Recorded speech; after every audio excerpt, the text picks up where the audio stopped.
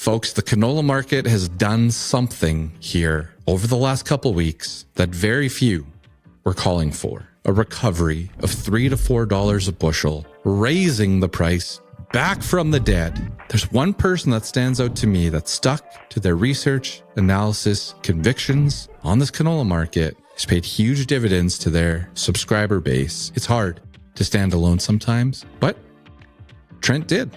I want to talk to him about his stick to it attitude and what he saw in the canola market that got us back to where we're at this week. Let's get into episode 72. Hey folks, welcome to the What the Futures podcast, your quick guide to better farming decisions.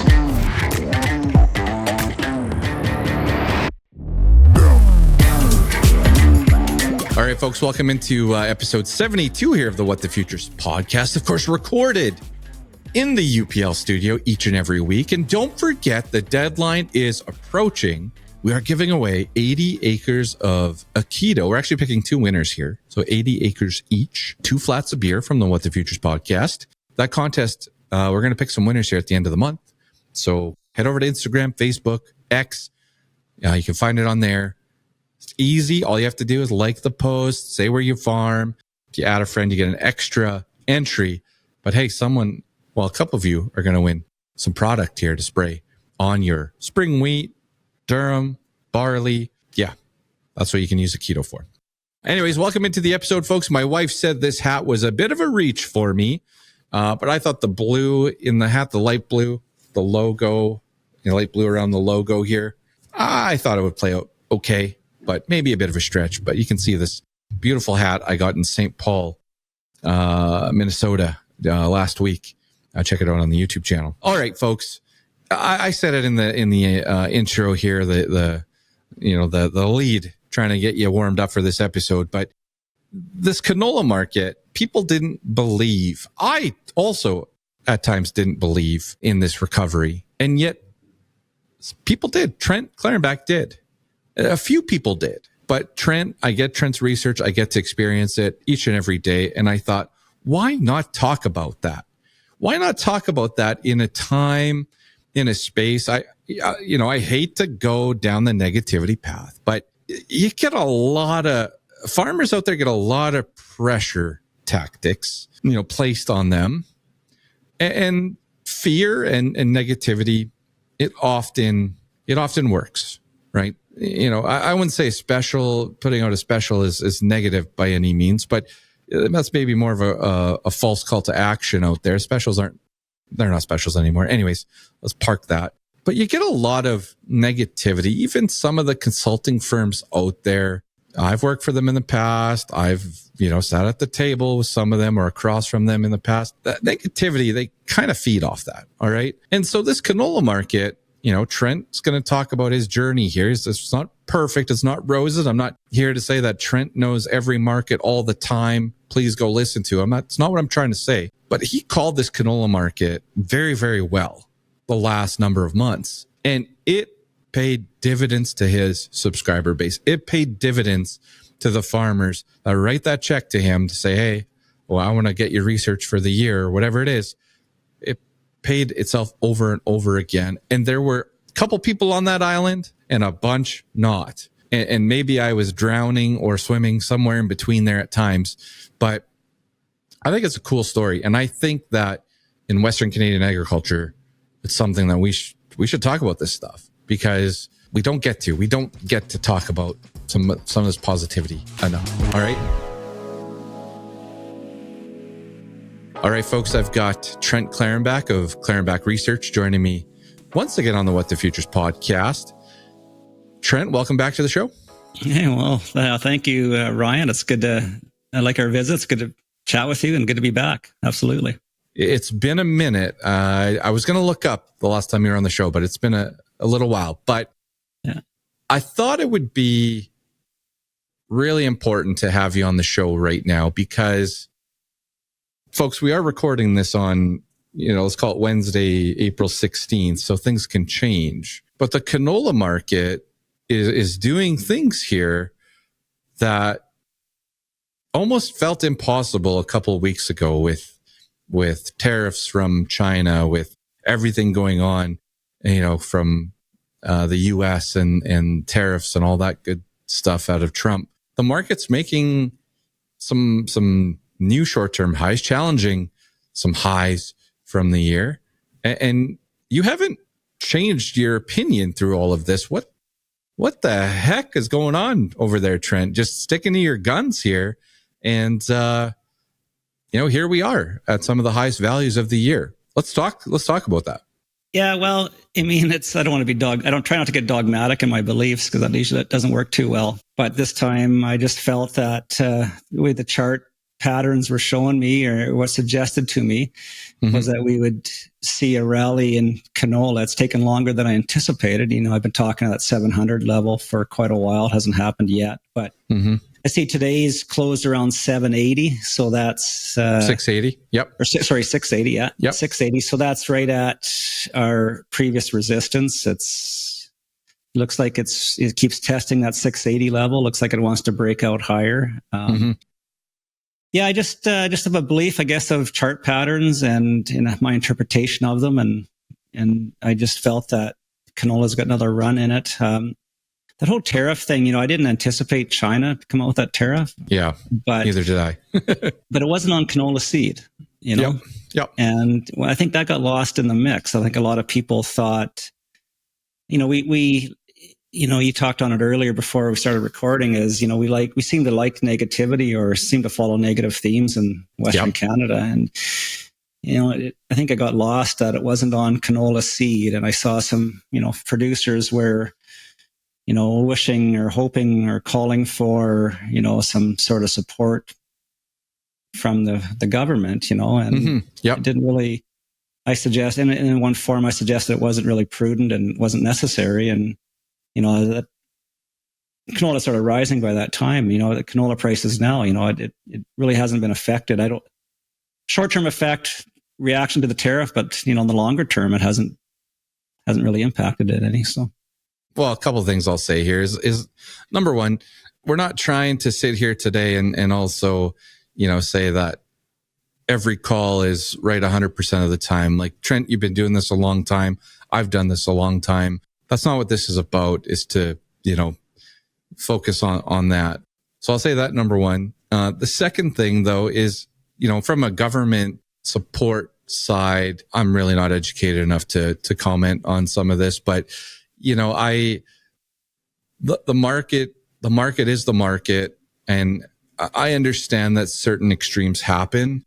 But I don't think we're there yet. I know you look south and you look at our media reports and the payments and potential future payments there, like whatever, that's their thing. But for us, our storylines kind of continue.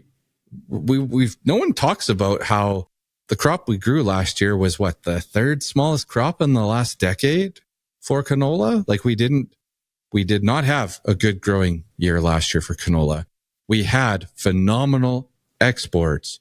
We had, record crush happening every month. Even from a fundamental side, which I know is not you, but from my side on fundamentals, I was sitting here thinking, geez, like, there's a few things here that are okay. Like, this market is okay. Yeah. So, when you look at the noise happening and the stuff happening around you, you made some bold statements of, hey, don't sell, or hey, stop selling canola.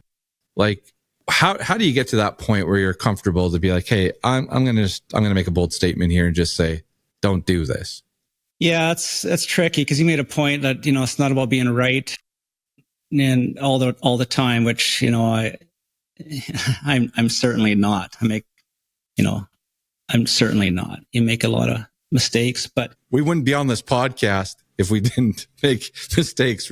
Right? You'd be on some beach somewhere or whatever. I don't know but yeah, like, anyway, keep going. Well, you look at this market we're in, we're trying to guess the direction of the price. And I think it's the greatest game in the world. And we're competing. Look at all the different factors out there, right? All the different, fundamentals, interpretation of that, the hedge funds, the robots, the computer algorithms. It's a difficult Throw some Very AI, difficult to do. AI in there now. Yeah. AI in there now. I mean, it's hard to be right all the, well, you're never going to be right all the time, but yeah, I don't know. I just had, to make that statement, I guess, to quit selling canola. That's just something I believed in at that time. I believed is ready to break out.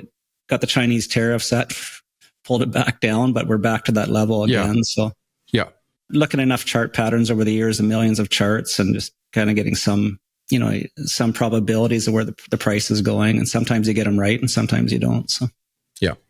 Well, I talk to a lot of people in this, when I'm in a position like this, I get to chat with a lot of great people across the prairies, but your analysis and your research gave, not only the farmers that subscribe to you the confidence, but also others in the space, other folks that look at markets. And I thought that was really powerful to see that come through, because we get caught in this negativity loophole in the prairies. We get every message coming from the folks in the industry. Like, it's hard to find the positivity out there, but I don't have the exact math in front of me, but 100% a $3 a bushel gain over some of these lows, maybe even $4 a bushel for some growers on old crop. Like, that is huge dollars and cents. So kudos to you. Like, again, in a space where it's tough to find, you paid some bills out there, Trent, and that was cool. That's good to hear. Yeah. Hopefully some people took action on the idea. So how do you avoid the noise out there or the weight of it? Like, as part of your process, like, do you allow it in? Do you don't allow it in at all? Is there some middle ground? Like, how's that work for a process? Well, my journey has been one of absolute pain, and it's been an interesting journey. I feel you learn a lot about yourself, and you start to learn about how you react to news and your biases. And I'm a fallible, is that how you pronounce it? Fallible human being, and susceptible to my emotions and my beliefs. I used to be, anyone who knows me from my younger years would know that I was very strongly opinionated, and the older I get, the less I know. And I'm not as strong opinionated about anything as I used to be. That usually goes the other way, right? Don't you usually get more opinionated as you get older or stuck in your ways? I don't know. I've been, put it this way, I've been wrong enough that I don't know what I believe anymore, right? So a lot of my beliefs and things I felt strongly about, I don't believe anymore. So and it's, I guess I know myself, and with an ag background, I just try to eliminate as much noise as possible, and I got some faith and belief in my process now, and I can manage that and better than I used to be able to. And that's just what I try to do. It's try not to get caught up in the emotional aspect of the information and the noise out there. And if you go on Twitter, for example, man, that's kind of I love Twitter, or X it's called now, but it's a bit of a cesspool through information, really. It's you got to really be careful what you listen to and what you give credit to, I guess. Oh, 100%. Yeah, it's there's some great things about it, but it gets can get dark over there in a hurry. So well, bad news sells, right? And if you're a doom and gloomer, there's been a lot of careers been built on guys who forecast the 2008 market crash, and we're almost 20 years later, and they're still paying bills with that assessment. And I would say they've been wrong for so being negative, being a doom and gloomer pays the bills. So you're out there doing your research. You're looking at this canola market, thinking there's one more run in it. Here it is, folks. Check mark.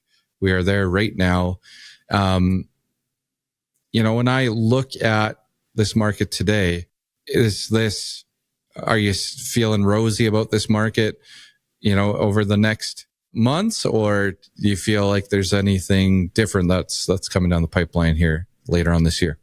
Well, I don't know from a news point, but you point out, those fundamentals, which I'm aware of, the overall sentiment of the sales and the lack in the short crop and whatnot, and maybe the short supply. So I'm aware of that on a high level, not just a headline level. But I mean, this chart is suggesting to me that we will see prices above 680 in the nearby contract. My Saskatchewan price chart suggests it's going higher. I think we're making new highs in Saskatchewan, which would be Alberta and Manitoba. So, I mean, I just have to believe that new highs lead to new highs as a trend follower. So I do think, I think it's hard to believe we break out above 680 here tomorrow or this week, but I mean, maybe could pull back, reset, and maybe in the next week or two, it breaks out higher, and then maybe get up to the 700 level. Right.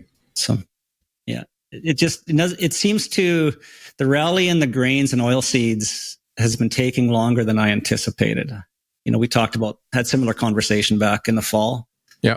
In Drumheller, and it just simply hasn't rallied like I anticipate it will. So, would you put more weight in this rally then from a decision-making standpoint? Like, I know you're not out there saying sell 5%, sell 10%, but because of its, been a little bit slower, maybe taking a little longer to develop, would you put even like more stock into the move it's made now from a decision-making standpoint, or is that doesn't really come into play? Well, I mean, I feel better about the idea now that it's 680 than it was when it was at 600, right? So it keeps testing this area's level of resistance, what I identify as resistance, and each test, it weakens, it starts to exhaust the sellers at that level. And I forget how many tests we've had now without looking at the chart, but it's been banging up on the 680, 675 level for, numerous times. Yep. So I time, maybe energy is being built up. The sellers are becoming exhausted. And I think that must be coming to an end now, I think. So end of the selling. So. Yeah. Well, you'd have to think, like, if you were staring down an 1150 or 12, and you got offered a 14 or 14 and a half or 15, like I would be a seller in that environment, right? I just tell people, the reminder of how that didn't feel good when it was at that level, and then you get a chance to come back and be a seller. So yeah. So like selling at resistance is a great strategy, really, right? You just have to be happy with that. And from my own perspective, I wish I had the gains back in trading that I've given up over the years by trying to get a higher price. Yeah. Yeah. And if you just take your gains and take your profits and you get to live to fight another day. Yeah. Oh yeah. I've, that nickel or dime has cost me a lot of money over the years. So yeah, we're doing a playoff hockey pool. Sent an email yesterday, and sometimes I look back at the past emails that I've sent to listeners here. And so I wrote this back on March 12th, and I don't know what the market was doing that day. I didn't look at the chart, but I said, don't panic. Don't take big swings. Big decisions under duress rarely pay off. Remember, this is about more than today and tomorrow. Think big picture. And because there's a lot of talk at the time, I'm going to switch out my acres. I'm going to whatever, right? The government stuff, anyway. But I look back, and the big swings under times of high stress, I really struggle to find, the success from back then, like where I made those decisions and that ended up being the right call. It doesn't happen that way. And, sometimes selling a little bit or doing a little something makes you feel a little bit better in the short run. But, letting things breathe, giving them time, not always, not in every market, but in this one specifically, it just felt like, hey, we're going to give ourselves another shot. So anyways, I think I think we've covered that really well. I want to maybe just switch gears here a little bit. Some of the other markets have been a little quieter. The wheat market specifically is now it's frustrating me. So I'm going to put frustration in there for myself, but nice run up in canola here. When you look at Chicago wheat, Kansas wheat, spring wheat, whatever you want to look at. What's your research showing you today? Well, I'm going to pull out the chart, just take a look at it here. So yeah, like Chicago wheat has been banging up against that lower resistance, but it wasn't breaking through, lower support, wasn't breaking through it. And now it's, I think that rally that I've been anticipating, I feel more strongly about it now, I guess. Enough time has passed. I think it feels like it can, I think we can get another run in the wheats here before harvest. I do believe so. I'm hoping so anyways. I shouldn't say I believe it. I think it could happen. So I'm fairly optimistic about the grains and oil seeds. Well, I know when I start running out of patience is also a time where I make bad marketing decisions. So yeah. All right. So corn, wheat, looking for, let's see what the spring and summer bring us here. If we go even longer term, when you're doing your analysis, is the positivity from this short term, is that translate into later on into the future as well? Yeah. So I've got a theory here that the price will rally up to these 200-week moving averages, will converge on the 200-week moving average. So that could be a significant rally if the price moves through space up to that moving average. And if the moving average, which most of them are declining now, if the price continues sideways, the moving average will move down to the price. So right now, I would describe most of the markets in a downtrend on the longer time frame. And so it's really kind of betting against the trend right now, which is usually just difficult to do. But I do feel that I think we get a rally. But for the longer term, I don't know. These markets go slower than a lot of times I anticipate them to go slower. But I mean, I do think in the next couple of years that we see lower prices than we have today. And I would say dramatically, like 20% lower, dollar bushel lower, corn, maybe more, that type of thing. So yeah, long term, it doesn't look that great to me. So I think that, again, I'm not saying that I know what the heck's going to happen here in 2 to 3 years, but we've come off these highs and we, make our way down. The market moves are smaller in those time frames as well. So as you go, you look at the canola market this last year, sure, a 560 and a 680 or 580, 680 range, like that's $100 a ton. But it's small compared to what we were seeing for the years prior to that. And I see that even just tightening up a little bit into next year and the year after. And the same thing with wheat. Honestly, I was joking about wheat the other day, spring wheat, about how like my last large volume of sales was almost like last spring, like for the 25 crop that I'm planting here shortly or now, depending on where you farm. My sales that I did were basically all just about a year ago now for what I got done there, right? And the wheat market hasn't done that much exciting all winter long, which I shouldn't be surprised about, but that's where we're at. All right. Okay, so short term, summarize this. We're going to say short term, optimism for higher prices, long term, bearish sentiment into the long term. So I guess what is the short term? What is the longer term? Yeah. I see these greens. I'm looking at canola right now, I guess, area of resistance, maybe we get a pullback. But I think, so short term is measured in 2 weeks period. Yeah, I'm neutral to bullish. I get bullish above 680. But then longer, and I think it's going to be a rally up here throughout the spring, maybe summer, and maybe into the fall. We can have nice prices, but I just think moving out to a multiple year time frame, I'm just very skeptical, I guess, of these prices maintaining those levels that they're at now. So yeah.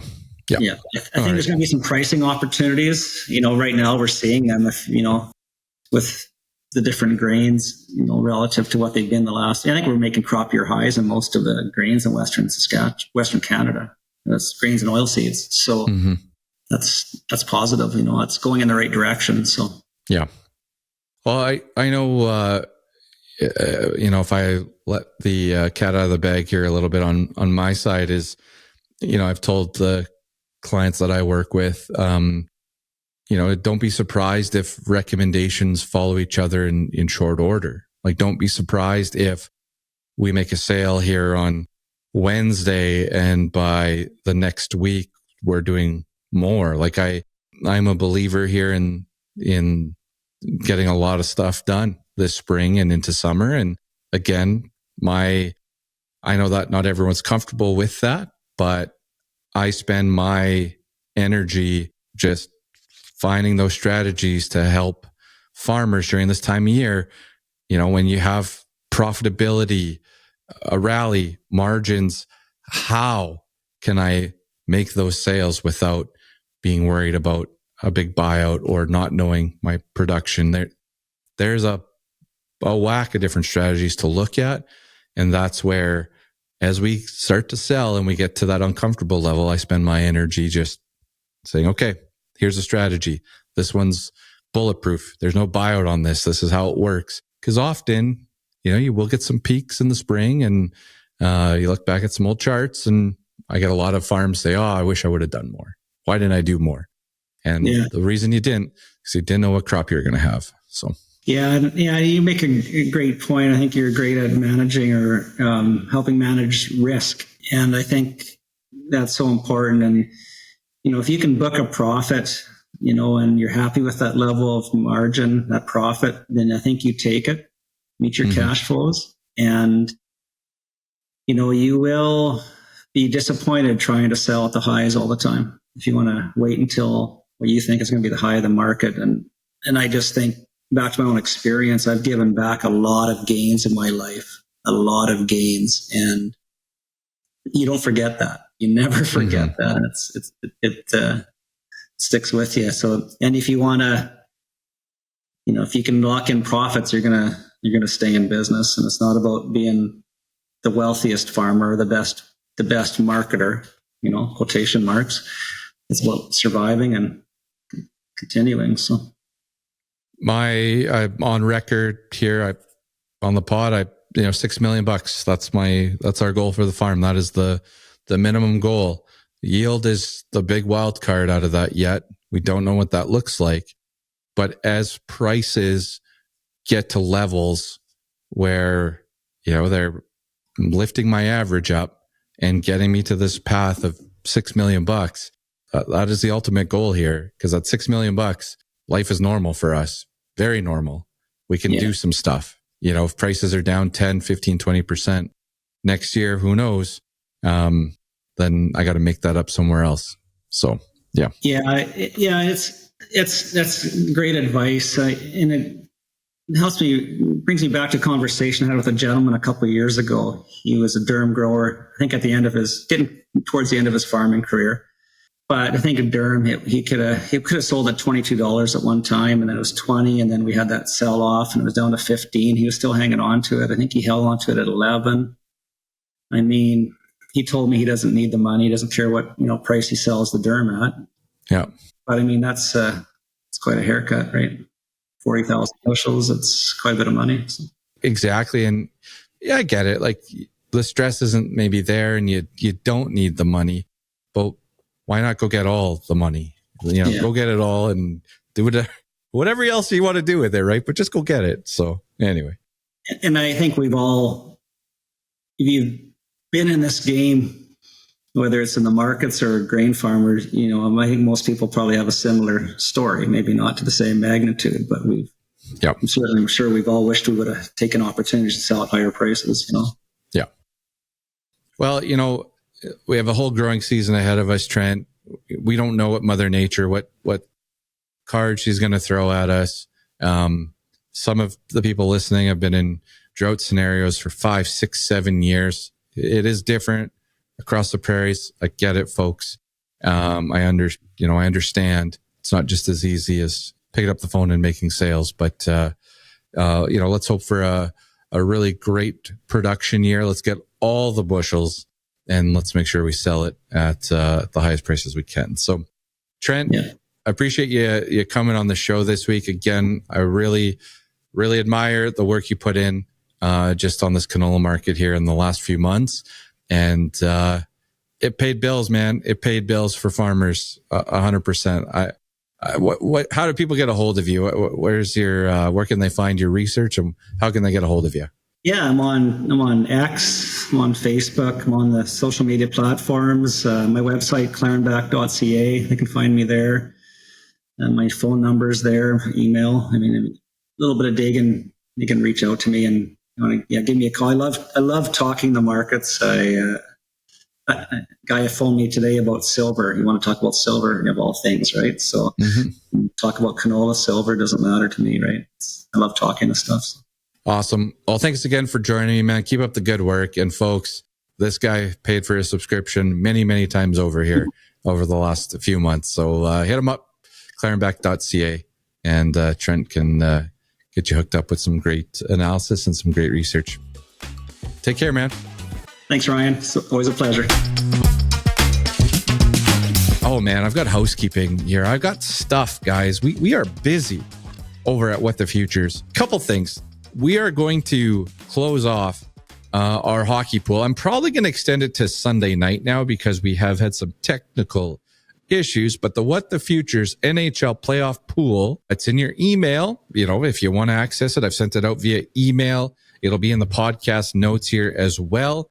But whoever wins this playoff pool, we're going to give you 2 tickets to an NHL game of your choice. If you're a Panthers fan, a Vegas fan, you want to go watch a game in Buffalo, I do not care. We will get you 2 tickets to that game. All right. We're not going to, I love the Oilers. Doesn't mean you have to come and watch the Oilers. Okay. So it's the office pools. If you look up, you know what? Actually, I might be able to save us a little bit of time here. What the Futures 2025. That is the name of the pool.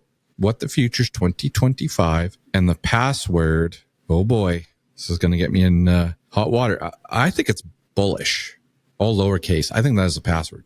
All right. Go check it out.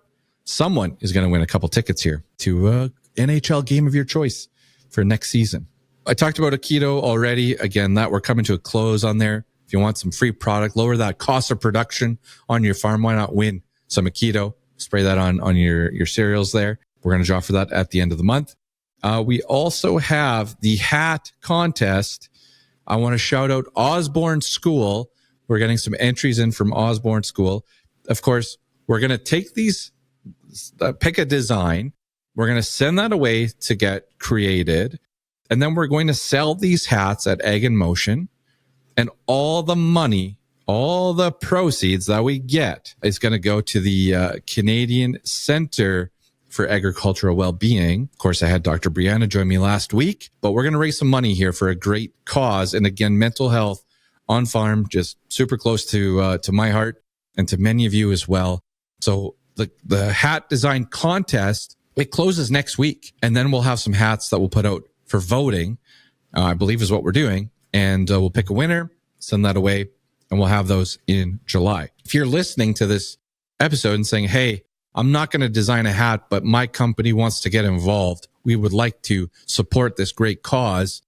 Can we get hats? Can we order hats for our organization? Yes. Reach out to us, Ryan, whatthefuturespodcast.ca, and we will get you those details. Again, all the money going to the CCAW and mental health initiatives for farmers in Canada, not just Western Canada, but in Canada. Oh, YouTube music. I've got my planting, my seeding playlist is on YouTube Music. I know this is a favorite of some of you that have tuned in the past. I've done these playlists going all the way back to my FBN days. So 2020, I think there's some from back there, but it's basically What the Futures. If you're a YouTube Music person, you go to What the Futures is the playlist, hashtag plant 25. And that's going to be my top 100 songs that help you plant and grow a wonderful crop here in 2025. All right. So go check that out. I will be doing some shout outs on some of those great tunes here over the next month or so. But go have some fun with it. And hey, Let me know what you think of my taste of music. It needs to be probably, I don't know how the kids would say it, but I'm a little old school. I probably got to, mix in some new stuff in there. I tried, but, we'll see. As of recording here, I just got another email with a bunch of hat contest entries. So get those in, keep getting those in. We've got some absolute beauties right now. I don't know how we're going to pick a winner here, but there's some beauties coming in. Kids doing a great job, and adults as well, sending in their hat designs. So keep it up. All right. Appreciate it. All right. My positive moment for this week, folks. I took a couple days off last week and went and spent some time with my dad and my brother. We went to see AC/DC in Minneapolis. Honestly, the key takeaway here is just spending some time with my dad and my brother. We have not made this a priority over the last 10 years, but we're changing that moving forward. All right. So just to get together for a couple days and hang out and just, hang out as guys and we had a great time. Concert, 77-year-old lead singer, 70-year-old lead guitarist put on an amazing show for their age. Saw 3 generations of AC/DC fans in the stands. Absolutely top notch, electric. It was fantastic. And I had a great time. So great to be with the guys, and just an awesome time in Minneapolis. And hey, I know we got our beefs going on, right? Between the US and we're in the crosshairs here in Canada. We're under fire, but I know people are having their own experiences out there, but it was phenomenal. The people in Minnesota were fantastic. We didn't run into anything that wasn't border security, the airport. Everything was super smooth. Like, it was great all around, great trip. So that's my positive moment here for this week. All right, folks, I appreciate when you share these episodes with a farming friend, colleague, neighbor, whatever it may be. Hoping to do some live type shows here during seeding as well. Still trying to work through some of those logistics, but let me know in the comments if you would tune in to a crop marketing specific, maybe it would be live through whatever social media platform, probably late in the evening, 9, 10 o'clock at night. Let me know if you'd be interested in something where me and a guest jump on for half an hour or an hour and just riff through crop markets and strategies, and if that would be of interest, because I'd like to pull something like that off here during seeding while you're going back and forth, and maybe fill a little bit of that time for you. So yeah, hit me up in the comments. Let me know if that's a good idea. Send me an email or let us know on social media, but appreciate your feedback and guidance in that. All right. So what's on my mind here for crop marketing for this week? Well, we got okay. I kind of have 4 things. I should probably write this down. I'm going to say time of year here, and I'll get back to that in a second. I want to talk about oats and feed barley. It's all kind of related. I wanted to talk about the importance of the spring market. Okay. So it's the time of year, folks. The time of year where you've got, busy farmers, you've got buyers that are looking to fill needs, and you have these spot opportunities. Okay. And so, it's pretty regular now where I'm getting a message. Hey, do you got any soft white? Do you have any winter wheat? Hey, I'm looking for 6 loads of this. Hey, this guy backed out. He's not loading trucks this week. It snowed or rained or whatever. The yard's bad. You got a little bit of this to cover me off. Like, we're in that time of year. Okay. It can be an exciting time of year. It can be a time of year where prices are some of the highest values that we've seen all year long. And if you have the ability to load a truck, get a truck in the yard and load it, often your efforts are paid at this time. All right. So I want to just start with that. A couple things. Oat market. Now the oat market it's been lulling us to sleep all winter long here. But there is a spike in demand for old crop oats.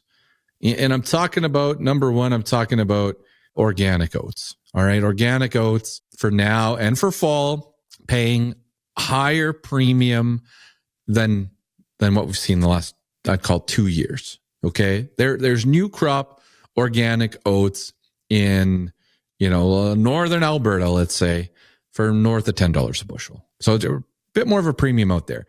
there's a premium for glyphosate-free oats, or they don't say glyphosate-free. They say no, I don't know, pre-harvest aid or something like that. Anyways, whatever that is, there's a premium out there for that right now and demand for that. So those two are going hand in hand. And then there's also the gluten-free oat, which just, means you're not going to have any wheat in there or any wheat in your bins, stuff like that. It's got to be gluten-free. All right. And so there's processes and stuff in place, but there's a premium for that. If you just have that regular oat that's been sprayed, that market's not that exciting. At this time, it's picked up a little bit, but it's not as exciting. And the buyers and sellers are continuing to meet. The sellers go up a nickel or a dime, buy a little bit, and then pull back because, they're kind of still meeting. But just want to let you know that some of the other oat markets out there, they're popping here. There's that spring demand. Okay. Also seeing, feed barley, a little bit of a $5 a ton pop in feed barley values for old crop here. Again, that time of year when that barley market tends to show strength, show some of its strongest values. It's climbed about $5 a ton here this week. So we are in that, 310-ish. Just going to do some quick math here to make sure I'm not misquoting this, but into Lethbridge, so I believe that's at 315. 315-ish on that one. Actually, I'll just double check I might be able to double check while recording here. Or not. There we go. 310s, 312s, 310, 312. That's all kind of out there. At this moment, delivered Lethbridge for the spring.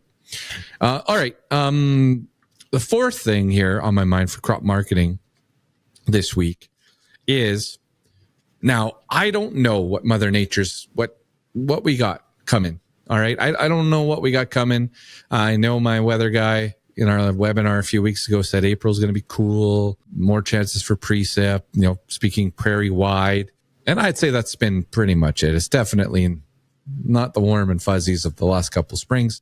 I don't think that bothers anybody. I think it's been fine. I don't know what the weather's going to bring.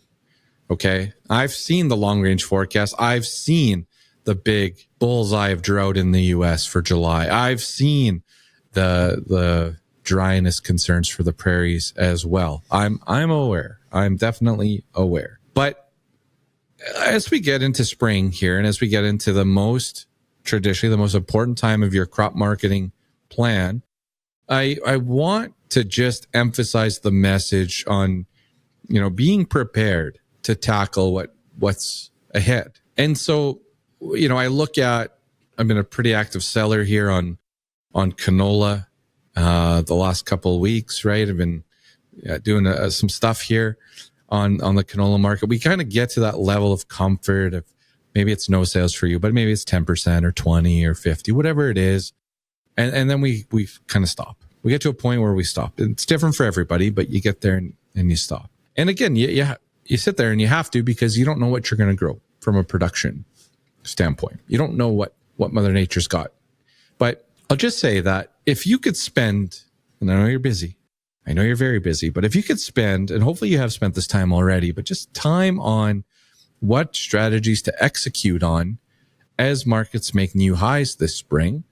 Like a normal thing will happen where, we get planting, I don't know, frost, knock on wood. Frost doesn't rally a market anymore. It used to, but it hasn't for the last while. Not a spring frost anyway, even a fall one. You guys remember those years? There was not much market rally with those guys, and there were some pretty big frosts. Anyway, so you get planted, and then you get that June, a couple of weeks of dryness. The market's going rallying, making some new highs, whatever it's doing, and then it fizzles out. The rains come, the production ideas get better, and it fizzles out. Again, I don't know between now and that high. I don't know what that looks like. I don't know what day that is. I don't know how that plays out. I don't know if it even happens, right?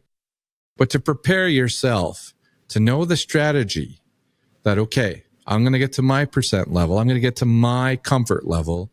And if I'm going above that, these are the two strategies I'm going to execute on. These are the strategies that I'm going to execute on that I won't have a buyout, or I know my calculated risk, whatever it is. If you can spend some time figuring that out, there's no guarantees.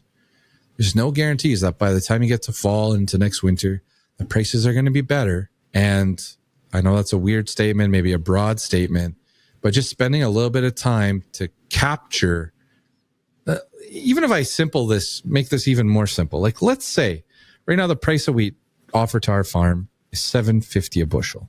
I think we're insured at $7.74 a bushel in Saskatchewan. Anyways, I want to turn this into something profitable. Let's say, hypothetical here, that I need to generate like $9.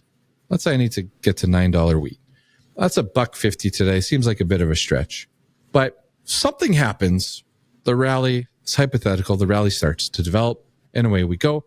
And we go from $7.50. Now we're at $8. Making our way to $8.50, whatever it is.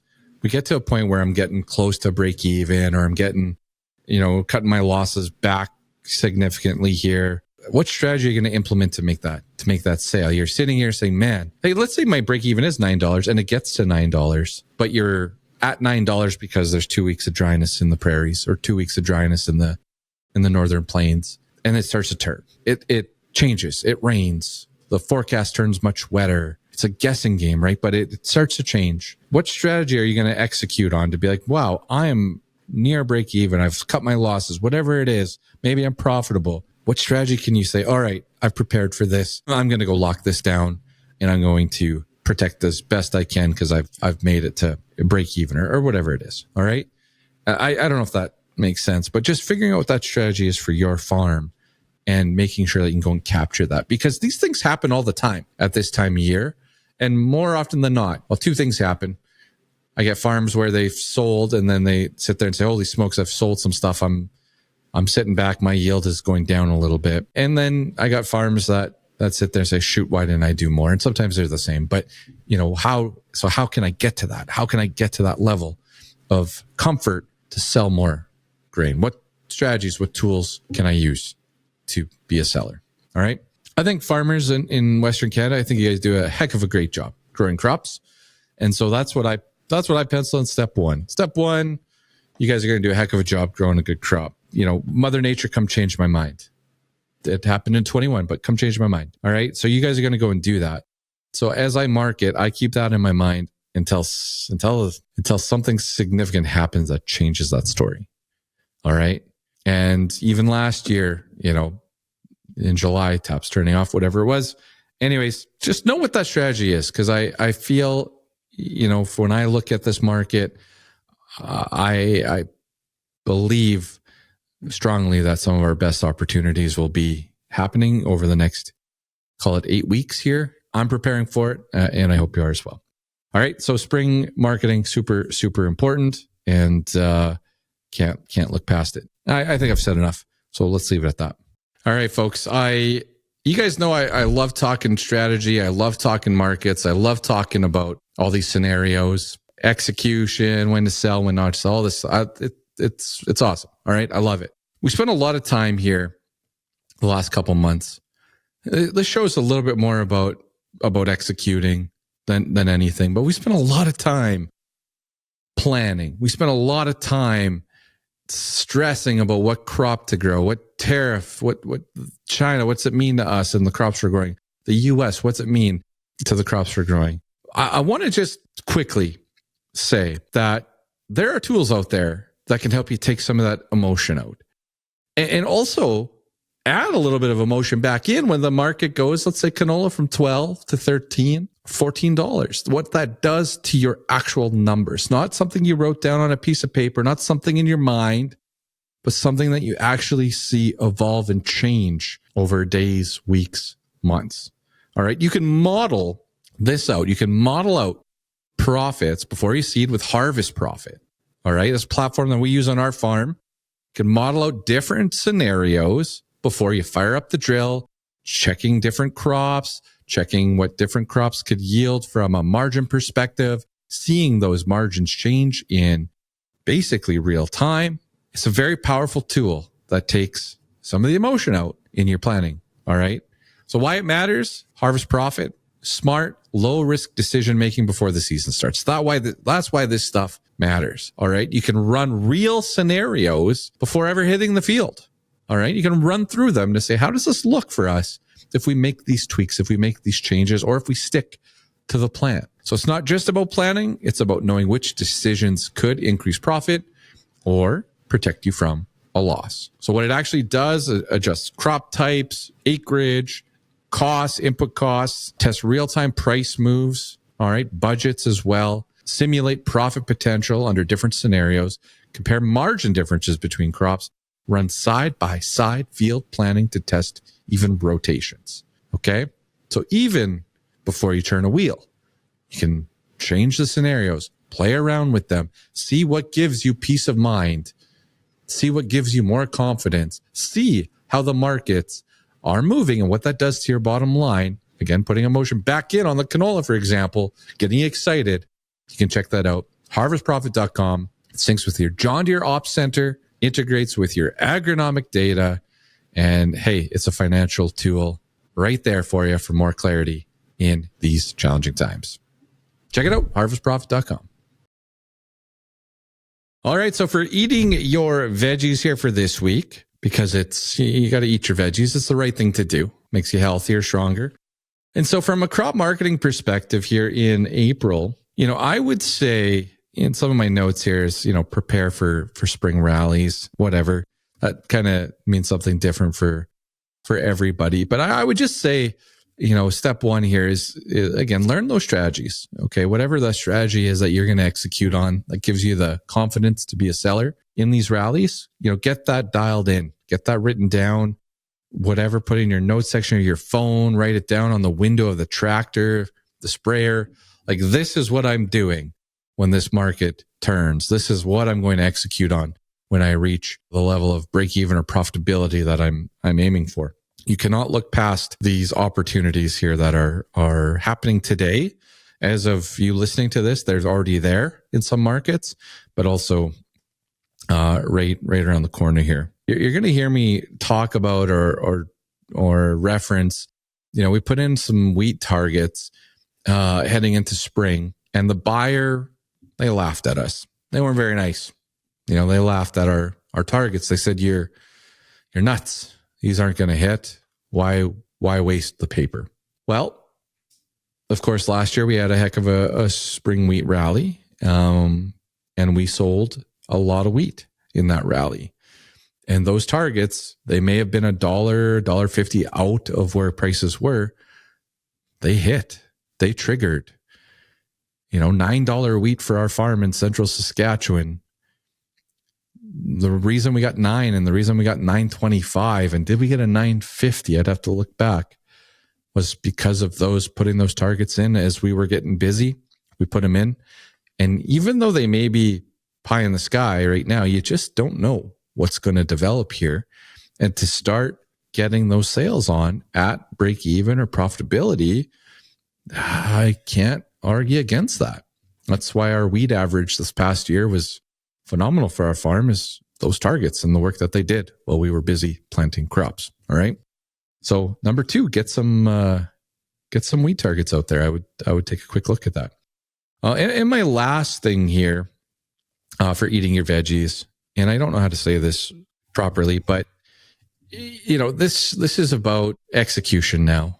All right. This is about you going out and planting this crop in a safe and efficient way. And so, you've done all the work all winter. You've done all the planning. You've done all the prep. Have a safe start out there. I'll just say that, go and plant that crop.